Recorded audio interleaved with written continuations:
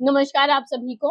मैं नेहा दिया त्रिदिशा क्लासेस के इस यूट्यूब प्लेटफॉर्म पर आप सभी का स्वागत करती हूं और आज हम करने जा रहे हैं जनवरी 2025 करंट अफेयर के एमसीक्यूज। इसकी सीरीज हमने चला रखी है।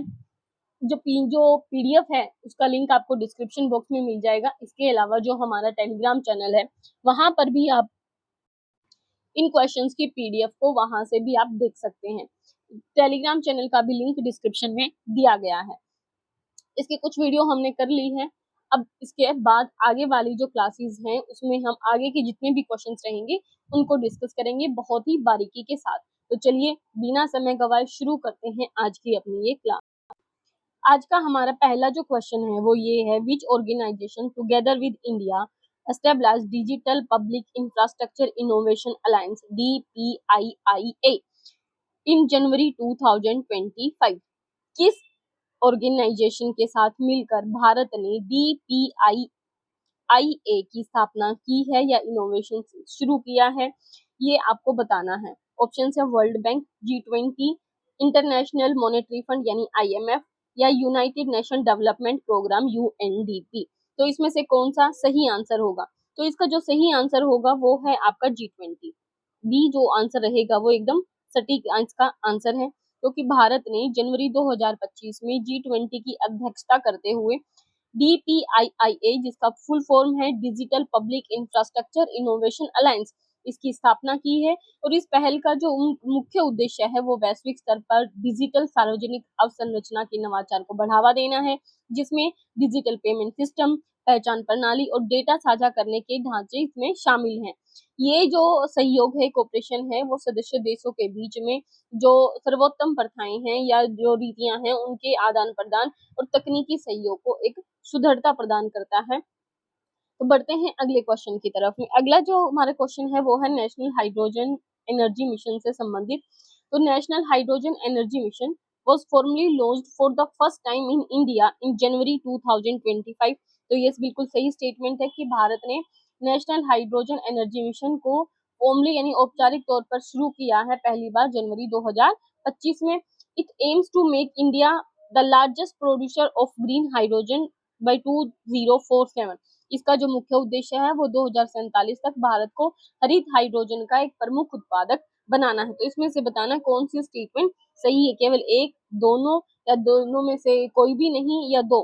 तो इसका जो सही आंसर होगा वो both statements are correct, C answer हो जाएगा यहाँ पे, क्योंकि भारत सरकार ने जनवरी 2025 में नेशनल हाइड्रोजन एनर्जी मिशन की औपचारिक रूप से शुरुआत की थी, जिसका मुख्य उद्देश्य था 2047 तक भारत को हरित हाइड्रोजन का एक प्रमुख उत्पादक देश बनाना है। इस मिशन के तहत जो स्वच्छ ऊर्जा स्रोत हैं उनसे हाइड्रोजन के उत्पादन को बढ़ावा दिया जाएगा, जिससे कि ऊर्जा सुरक्षा, पर्यावरण संरक्षण और साथ ही इकोनॉमिक डेवलपमेंट को बढ़ावा मिलेगा।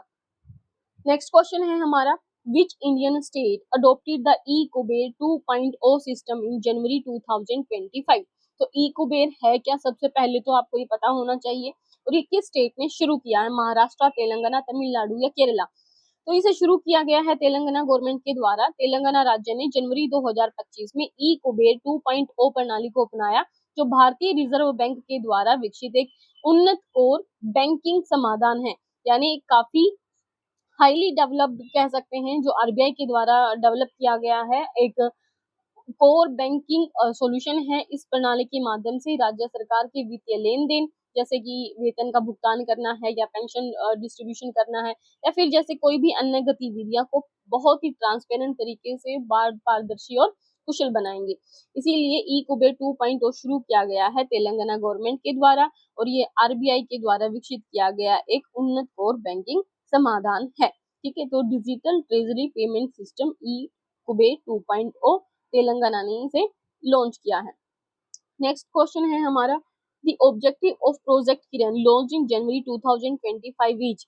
जो प्रोजेक्ट किरण लॉन्च किया गया है 2025 में, इसका मुख्य उद्देश्य क्या है? कॉम्बेटिंग साइबर अटैक्स को खत्म करना या उनका सामना करना या उनको रोकना, रिन्यूएबल एनर्जी प्रमोशन या फिर जो नवीकरणीय ऊर्जा है उसको बढ़ावा देना, प्रमोटिंग वुमेन एंटरप्रेन्योरशिप या जो महिला उद्यमिता है उनको बढ़ावा देना, इम्प्रूविंग रूरल एजुकेशन या जो ग्रामीण क्षेत्र में जो एजुकेशन है, शिक्षा है, उसको सुधार करना या उसमें सुधार करना। तो इसमें से प्रोजेक्ट किरण का जो मुख्य उद्देश्य है वो क्या है? इसका आंसर होगा सी, प्रोमोटिंग वुमेन एंटरप्रेन्योरशिप, महिला उद्यमिता को बढ़ावा देना प्रोजेक्ट किरण का उद्देश्य है। ये एक भारत सरकार की पहल है जो मुख्य तौर पर जो महिलाएं हैं, जो उद्यमी हैं, उनको सशक्त बनाना है। इस परियोजना के तहत जो महिलाएं हैं, वुमेन्स हैं, उनको वित्तीय सहायता दी जाएगी, ट्रेनिंग दी जाएगी, मेंटरशिप प्रदान किया जाएगा, साथ ही उनका जो भी व्यापार वो करेंगी या विपणन करेंगी उसको समर्थन किया जाएगा, जिससे कि वो आत्मनिर्भर बन सके। तो प्रोजेक्ट किरण किससे संबंधित है? प्रोमोटिंग वुमेन एंटरप्रेन्योरशिप, महिला उद्यमिता से संबंधित है प्रोजेक्ट किरण। नेक्स्ट क्वेश्चन है हमारा, इंडियन आर्कटिक पॉलिसी 2025 यानी 2025 इंडियन आर्कटिक पॉलिसी जो है आर्कटिक काउंसिल में भारत की स्थिति, उससे संबंधित ये क्वेश्चन है कि Indian Arctic policy 2025 aims to increase India's participation in Arctic research. क्या ये सही है कि भारत ने इंडियन जो आर्कटिक पॉलिसी है 2025, इसका जो मुख्य उद्देश्य है वो भारत का पार्टिसिपेशन बढ़ाना है, किसमें? आर्कटिक क्षेत्र में अपना जो अनुसंधान है उसको बढ़ावा देना है। भारत का क्या ये उद्देश्य है? सेकंड है, India is a full time member of the Arctic council, और क्या भारत आर्कटिक काउंसिल का एक पूर्णकालिक सदस्य है या फुल टाइम इसका मेंबर है? तो कौन सी स्टेटमेंट यहाँ पर सही है, कौन सी गलत है? तो इंडियन आर्कटिक पॉलिसी 2025 का उद्देश्य है इंडिया का पार्टिसिपेशन बढ़ाना इन आर्कटिक रिसर्च, तो ये बिल्कुल सही बात है। India is a full time member, तो इंडिया फुल टाइम मेंबर नहीं है बल्कि एक पर्यवेक्षक कंट्री के रूप में इसमें 2013 में शामिल हुआ था। अभी इसका पूरा फुल टाइम मेंबर नहीं है। भारत का हिमाद्री एक अनुसंधान स्टेशन है जो नॉर्वे के स्वालबर्ड में स्थित है, जो आर्कटिक अनुसंधान में भारत की प्रतिबद्धता को दर्शाता है। तो हिमाद्री कहाँ पर है? हिमाद्री रिसर्च सेंटर है भारत का, जो कि नॉर्वे के स्वालबार्ड में स्थित है, और भारत इसका पूर्णकालिक सदस्य नहीं है। तो सेकंड तो गलत हो जाएगी स्टेटमेंट, केवल पहली स्टेटमेंट है जो सही रहेगी, तो ओनली ए इसका सही आंसर हो जाएगा। नेक्स्ट क्वेश्चन की तरफ में बढ़ते हैं। Where was the annual meeting of the World Economic Forum held in January 2025? विश्व आर्थिक मंच की वार्षिक बैठक 2025 में कहाँ पर संपन्न हुई? जेनेवा, न्यूयॉर्क, दावोस या बर्लिन? तो इसका जो सही आंसर है वो है दावोस। जनवरी 2025 में स्विट्जरलैंड का दावोस है, उसमें वर्ल्ड इकोनॉमिक फोरम यानी कि WEF की बैठक हुई है, और इस बैठक में जो वैश्विक नेताएं हैं उन्होंने कृत्रिम बुद्धिमत्ता यानी आर्टिफिशियल इंटेलिजेंस, क्लाइमेट चेंज और जो आर्थिक असमानताएं हैं उन विषयों पर चर्चा की, जिसमें संयुक्त राष्ट्र के जो महासचिव हैं एंटोनियो गुटेरेस, उन्होंने AI और क्लाइमेट चेंज के खतरों पर विशेष तौर पर ध्यान आकर्षित किया था। तो दावोस में ये बैठक हुई, AI और जलवायु संकट के खतरों पर इसमें विशेष तौर पर फोकस किया गया था। और दावोस कहाँ है? तो ये स्विट्जरलैंड में है। नेक्स्ट क्वेश्चन है, under which scheme did the government of India implement the one vehicle one FASTag rule in January 2025? तो किस स्कीम के तहत गवर्नमेंट ऑफ इंडिया ने वन व्हीकल वन फास्टैग नीति को लागू किया है, ये आपको बताना है।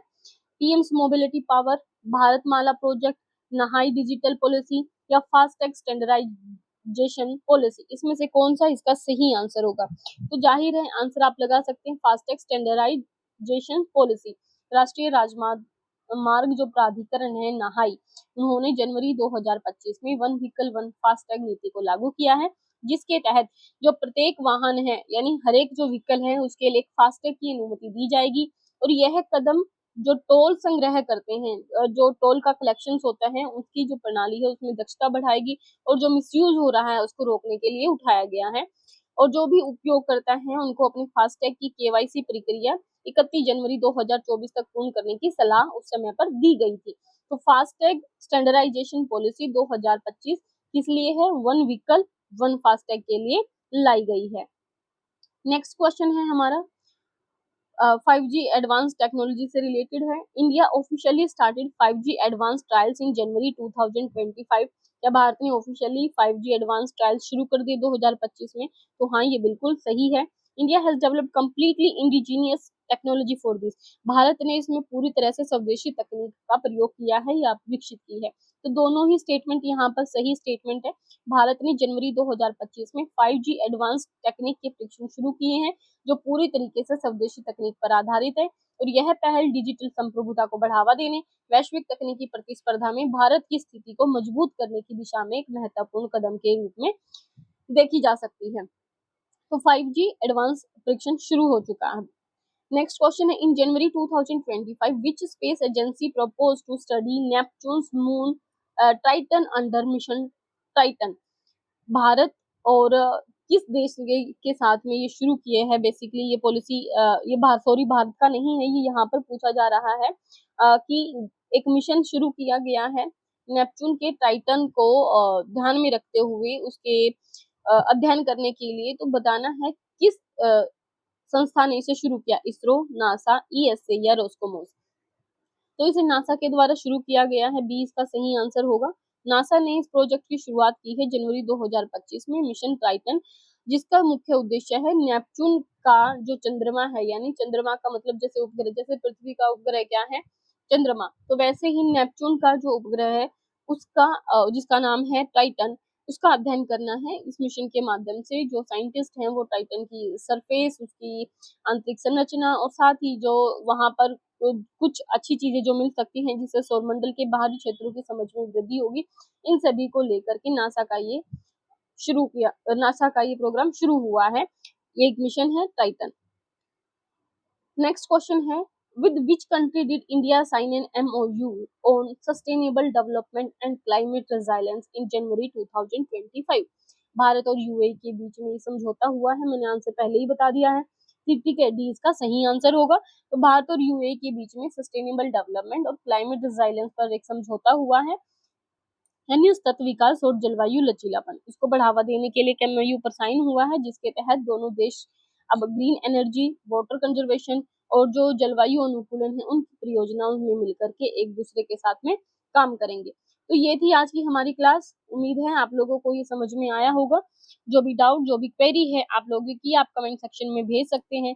वीडियो पसंद आए तो लाइक कीजिए, कमेंट कीजिए, शेयर कीजिए। कोई डाउट, कोई क्वेरी है तो जरूर भेजें और साथ ही चैनल को सब्सक्राइब करना बिल्कुल ना भूलें। मिलते हैं ऐसे ही वीडियो के साथ अगली क्लास में, तब तक पढ़ते रहिए, आगे बढ़ते रहिए।